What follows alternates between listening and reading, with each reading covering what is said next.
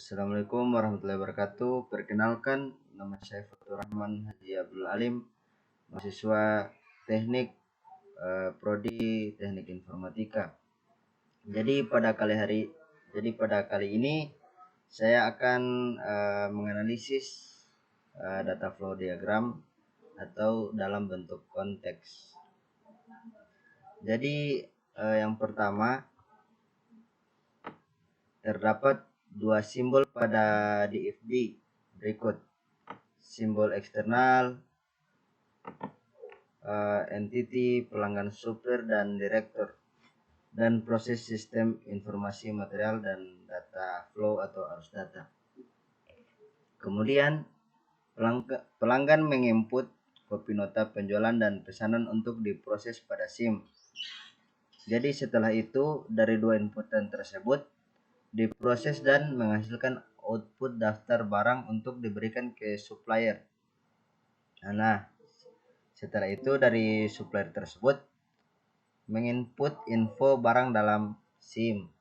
Jadi apabila stok barang yang dimasukkan atau dimaksud pelanggan ada, maka pelanggan akan menginput pesanan dan kopi surat jalan ke dalam SIM. Lalu supplier menginput nota pembelian ke dalam SIM.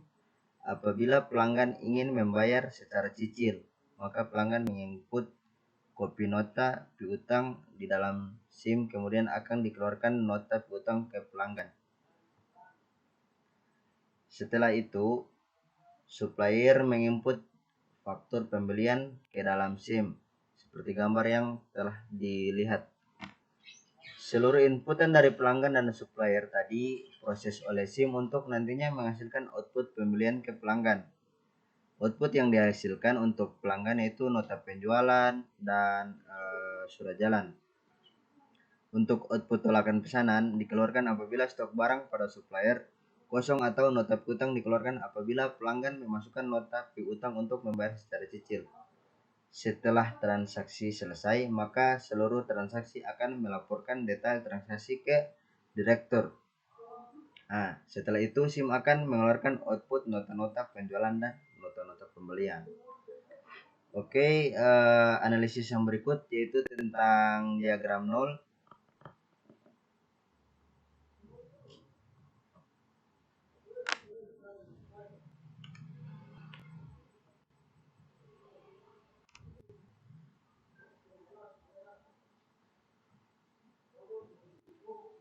Diagram nol yang pertama ada 3 simbol entitas eksternal yaitu pelanggan, direktur, dan supplier. Jadi di situ terdapat pelanggan, direktur, dan supplier.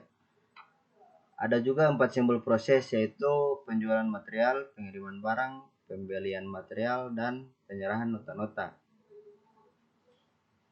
Adapun juga 5 simbol data penyimpanan atau storage yaitu piutang, penjualan barang, supplier, dan pembelian. Kemudian pelanggan menginput pesanan dan kopi nota penjualan, kemudian diproses di penjualan material. Nah, setelah itu kopi nota piutang disimpan di data penyimpanan piutang.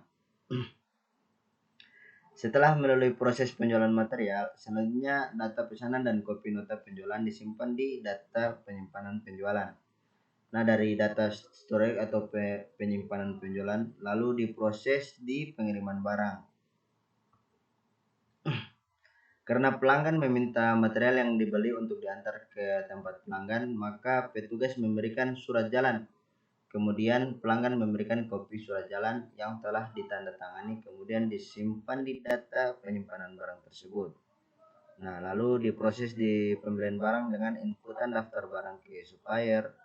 Output yang dihasilkan yaitu info barang, nota pembelian, dan faktur pembelian.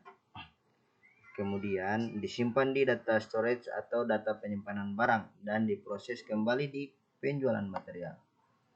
Outputnya ke pelanggan adalah tolakan pesanan, atau jika pesanan ditolak, nota penjualan dan nota piutang. Di situ semua transaksi yang telah dilakukan berikutnya disimpan di data penyimpanan pembelian atau data storage pembelian. Kemudian data pembelian dan penjualan diproses penyerahan data-data outputnya yaitu nota-nota penjualan dan nota-nota pembelian yang akan diserahkan ke direktur. Jadi mungkin itu saja analisis yang dapat saya sampaikan. Lebih dan kurang saya mohon maaf. Wabillahi taufiq wal hidayah. Wassalamualaikum warahmatullahi wabarakatuh.